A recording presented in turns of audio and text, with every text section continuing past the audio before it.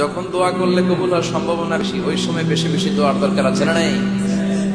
আপনারা জানবেন হয়তো কাবা ঘরের 4টা কর্নার আছে, এর মধ্যে একটা কর্নারের নাম হচ্ছে রুকনুল হাজারিল আসওয়াদ, ব্ল্যাক স্টোন কর্নার। এই হাজারুল আসওয়াদের এই কর্নারে একটা পাথর আছে। এই পাথরটাতে চুমু দেওয়ার জন্য আমার কথা কি করে? আপনারা যারা হজ উমরা গিয়েছেন দেখছেন না, সালাম ফিরানোর সময় ইমাম সাহেব যখন সালাম ফিরায় আসসালামু আলাইকুম ওয়া রাহমাতুল্লাহ, পিছনে সব মুসল্লিরা দ্বিতীয় সালাম ইমামের আগে ফিরায়, ওরাই দায়িত্ব নিয়ে কয় আসসালামু আলাইকুম ওয়া রাহমাতুল্লাহ, নিজেরাই সালাম ফিরায়া চুমু দেওয়ার জন্য দৌড়। আছে না নাই? এই হাজারুল আসওয়াদে চুমু দেওয়ার কারণ হচ্ছে এই পাথরে চুমু দিলে যিনি চুমু দেয় তার গুনাহগুলো এই পাথর টেনে নেয়। এই হাজারুল আসওয়াদ পাথর আপনার পক্ষে সাক্ষী দিবে, এটাকে আল্লাহ চোখ দিবে, আর আল্লাহর সামনে দাঁড়িয়ে কেমন বলবে, আল্লাহ তোমার এই বান্দা তার দুই ঠোঁট দিয়ে আমাকে চুমু দিয়েছিল, এর জান্নাত না দেওয়া পর্যন্ত আমি এই পথকে ছাড়বো না। দাঁড়িয়ে থাকবে, সে সুপারিশ করবে। হাজারুল আসওয়াদের কর্নার আর কাবা ঘরের দরজা বা কাবা মুশাররফ, এর মাঝখানে একটা জায়গা আছে। এই জায়গাটার নাম মুলতাজাম। জায়গাটার নাম সবাই বলেন, আরো জোরে বলেন। মুলতাজাম, ইলতাজামা ইয়ালতাজিম।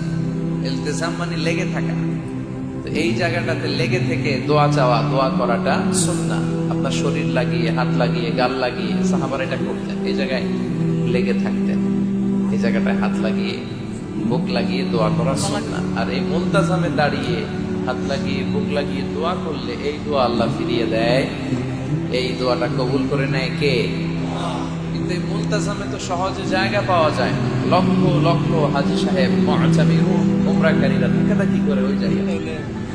তো এক ইমাম সাহেব অনেক ধাক্কাধাক্কির পরে এই মুলতাজামে যে জায়গা পাইছে, মানে মুমিনরা, the believers, they work smart, তারা যে বুদ্ধির সাথে কাজ করে, স্মার্টলি কাজ করে, they don't work hard, তারা কষ্ট করে কাজ করে না।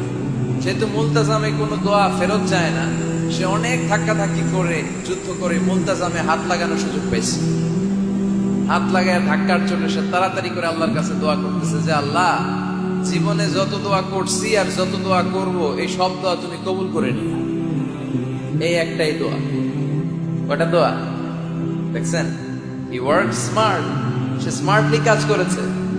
হি ডাজন্ট ওয়ার্ক হার্ড, সে কষ্ট করে ওদিকে ধাক্কাধাক্কির মধ্যে, আল্লাহ আমার গাড়ি দাও, বাড়ি দাও, নারী দাও, এটা লাগবে, ওইটা লাগবে, আমার অসুস্থতা, আমার শাশুড়ি অসুস্থ, আমার আম্মা অসুস্থ, এরে ভালো করো, এরে সম্পদ দাও, এরে দারিদ্রতা বিমোচন করো, এত কিছু এখানে করার সুযোগ নাই। ওইখানে ধাক্কাধাক্কি, ওখানে যুদ্ধ।